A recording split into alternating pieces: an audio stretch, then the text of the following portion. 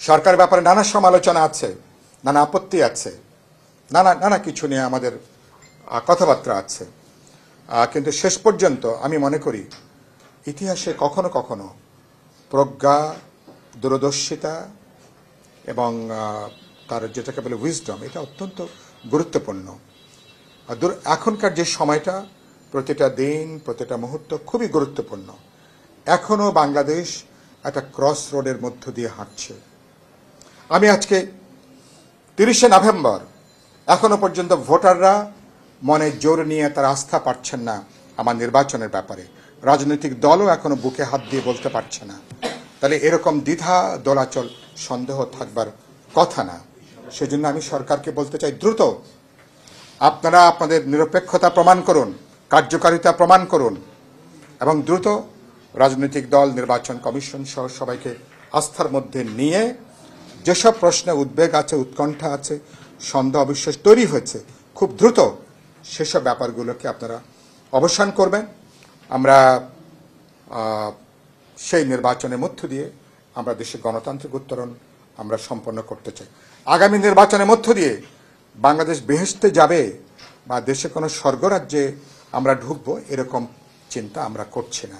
কিন্তু এটা চিন্তা করছি আগামী নির্বাচনের মধ্য দিয়ে একটা গণতান্ত্রিক, জবাবদিহিমূলক, দায়বদ্ধ, একটা ভারসাম্যমূলক রাষ্ট্র, সরকার, সংবিধান আমরা তৈরি করতে পারবো এবং নিয়মতান্ত্রিকভাবে ভোটের মধ্য দিয়ে সরকার পরিবর্তন যে সুযোগ হাসিনা বন্ধ করে দিয়েছিল, আমরা নিয়মতান্ত্রিকভাবে ভোটের মধ্য দিয়ে একটা গণতান্ত্রিক সরকার পরিচালনা এবং সরকার পরিবর্তনের যে রাজনৈতিক গণতান্ত্রিক ধারা, তাটা ঐতিহাসিক সূচনা নিশ্চয়ই আগামী নির্বাচনের মধ্য দিয়ে আমরা করতে চাই।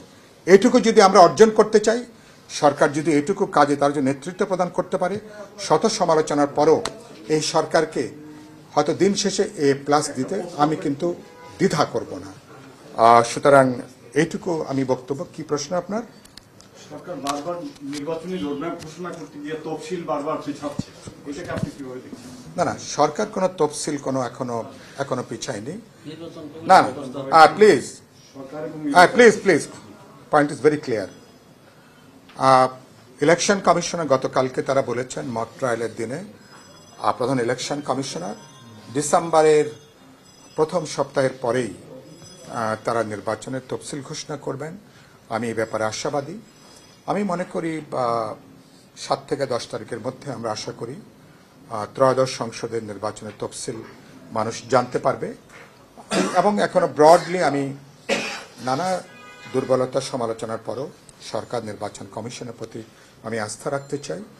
আমরা যে কথাগুলো বলছি তাদেরকে সতর্ক করার জন্য, সাবধানতা হওয়ার জন্য প্রয়োজনে কী পদক্ষেপ তারা গ্রহণ করতে পারেন, মূলত সেজন্য আমি আশা করি যে আমরা দিন শেষে আমরা নানা দোলাচল, সন্দেহ থাকবে, এই নির্বাচন ভণ্ডুল করারও বহুমাত্রিক তৎপরতা হয়তোবা নানা দিক থেকে কাজ করবে, দেশের ভিতরে বা আঞ্চলিক পরিসরও কাজ করতে পারে। কিন্তু দিন শেষে আমাদের শক্তি হচ্ছে আমাদের ঐক্য।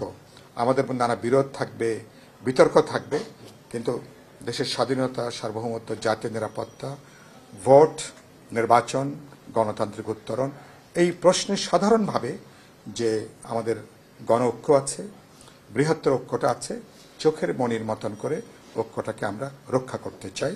সুতরাং আমরা আমাদের বিভাজনের অনৈক্যের সুযোগ কোনো অপশক্তিকে নিশ্চয় আমরা গ্রহণ করতে আমরা দেব না।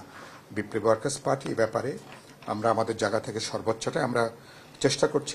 আজকে একই সাথে পার্টির অন্য কর্মসূচিও চলছে।